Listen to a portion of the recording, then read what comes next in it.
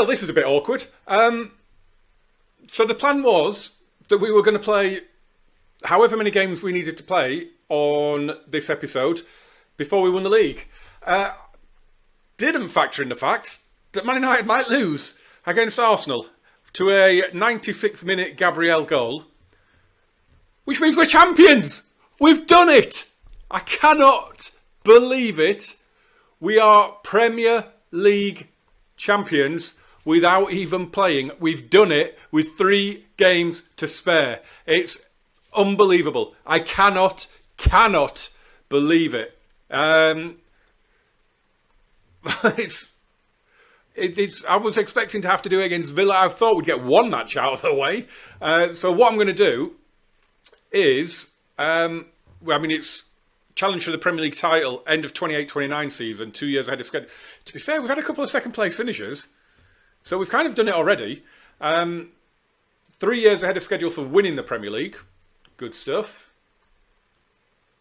Iconic FM builds West Ham legacy.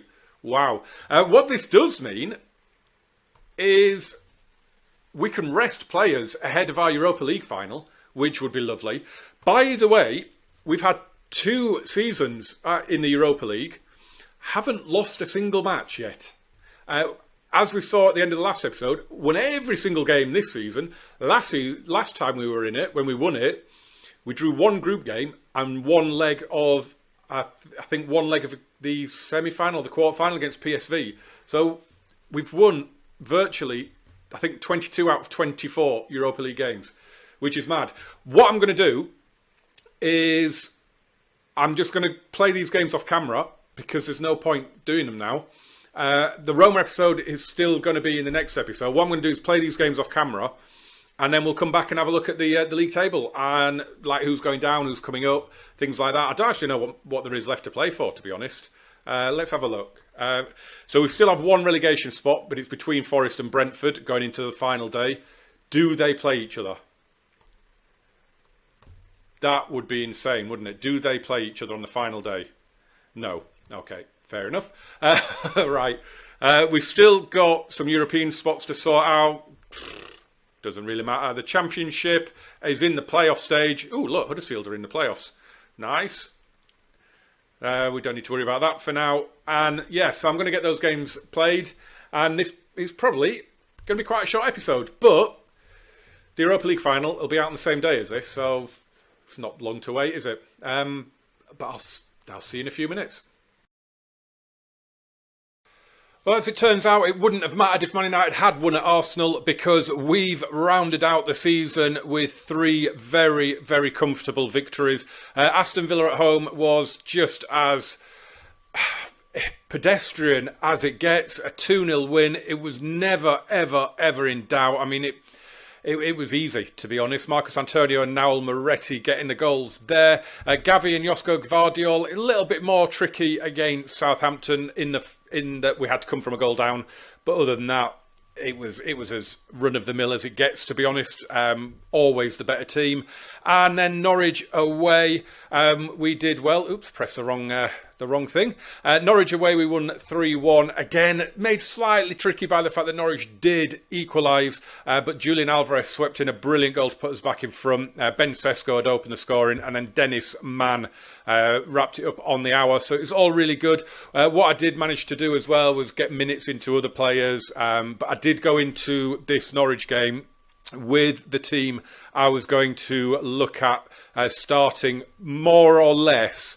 I think we're probably going to play Phil Foden in place of Dennis Mann. There's 1 or 2 other changes, but this was pretty much what we had, what I had in mind for the Europa League final. But that's coming in the next episode, which will be out in an hour or so. So we have won the league by a huge 11 points. 92 points to Manchester United's 81. United won it with 93 last year. 91 was enough for them in 2024, 94 in 23. So yeah, I mean we have done well. As I just smacked the microphone across the table, that's always a good look, isn't it? I'm overexcited. you can see our progress. It's been fantastic. This is the first season. We finished 5th. Then we jumped into 4th and got a Champions League spot. Then we had 2 seasons of finishing 2nd behind Man United and Liverpool. We then did drop last season back down to 5th, missed out by a point. But that has meant that we've got to the Europa League final again this season. And and we've propelled ourselves to an 11-point cushion, which, forgive me for scrolling back through again. I just want to see. Oh no, there was 15 points last season. I just wanted to see if it was the highest margin of victory in the save. There was 10 there as well for United. So no, there was a 15-point gap last season. I remember that they just steamrolled everyone, didn't they, United? But it's just been phenomenal for us. It really has. If we have a quick look, it's going to be kind of a mini-season review because, you know, it is over. The Europa League final, obviously, is going to be the final episode of the season, of the series. We will be wishing farewell to the save, to FM22 with that video. So, Dean Henderson made the most appearances, 46 games. No real surprise there. Emil Odero, I played him in one of those last 3 games. Thankfully, it was a good job I did, because they put him on 5 Premier League appearances, which got him his winner's medal. Otherwise, he wouldn't have got a winner's medal. So I'm quite happy I did that. In terms of average rating, it's Julian Alvarez. From 47 appearances, he's come in with a 7.60. Ben Sesko, despite being leading scorer, all the way down on a 7.26, but he did go through that horrific run where he was getting like a 6.1 and a 6.3 every game. So if he'd have maintained his form, he would be well up here with Julian. 21 goals and 15 assists for Julian Alvarez. He's been absolutely sensational. I think Real Madrid are sniffing around him. So are Arsenal and Liverpool now. You wouldn't be getting him. You'd have no chance, lads. Sesko then top scorer. We did have 5 players in total on double figures. Marcus Antonio got 9 with 10 assists as well, which means he finishes 3rd on the assist list. Dennis Manning second there with 11. It's just been a superb season. Look at the transfer values. Our highest valued player is Phil Foden in the 200 million range. Bearing in mind, we paid 61 million for him. He's been brilliant for us. He really, really has. Super proud to have got him into the club. And would we have had... I don't think we'd have had any... This summer we didn't have any... Oh, Julian Alvarez would have been out of contract at the end of next season. That would be interesting, because I reckon I'd end up having to sell him this summer, you know, because I don't think he would sign a new deal. Diogo Jota as well, he would be out of contract, but I would probably be happy to sell him on. But it doesn't really matter. Oh, one thing I did do, just as a bit of a joke, is I did put in an offer for Jude Bellingham of 91 million quid, which was his valuation. I think they accepted it straight away. He's agreed a £500,000 a week wage, so I just thought I'd try it. He was always my top target. Never really got to the position where we could put an offer in for him, but I just thought I would do it. Let's have a quick look then at who went down. It was as you were, really. Forest and Brentford went into it with one of them going down, one staying up. But they both lost to the Merseyside clubs. Brentford lost 3-0 at Anfield. Forest lost 3-1 at home to Everton. So Brentford went down. Is what it is.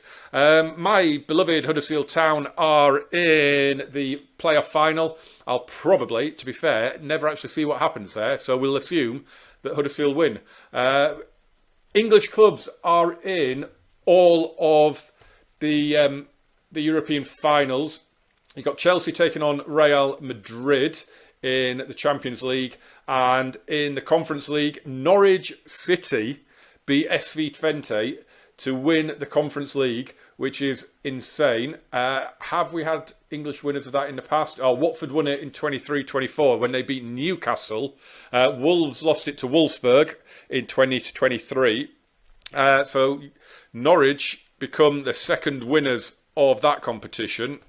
How have we done in the Europa League? We've had 3 out of 5 finals won by an English club. Hopefully we will make it 4 out of 5 in the next episode. And in terms of the Champions League, Man United have won a couple. Real Madrid, Bayern and PSG. So will Chelsea beat Real Madrid? That is a final where if I was watching that, I would be desperate for both teams to lose it. Finances, we leave the club in unbelievable financial state. Obviously, we've had the takeover. We've got 221 million in the transfer budget. We've got like $1 million or $500,000. I think that's committed spending. I don't know. That must be including yearly pay rises, I guess. Does that include? Would that include Jude Bellingham's wage? Perhaps. I'm not sure. I don't know if it's accounted for it because we've agreed a contract. It could be that. But yeah, I mean, it's just insane the amount of money they've got now. I don't actually know. Do they have? They have a bank loan, which runs for another 9 years. Don't know why they haven't just. Oh, there's 59 million. Why have they not just paid that off? Why did they not just pay that off? Is there anything else I need to look at? I don't think there is.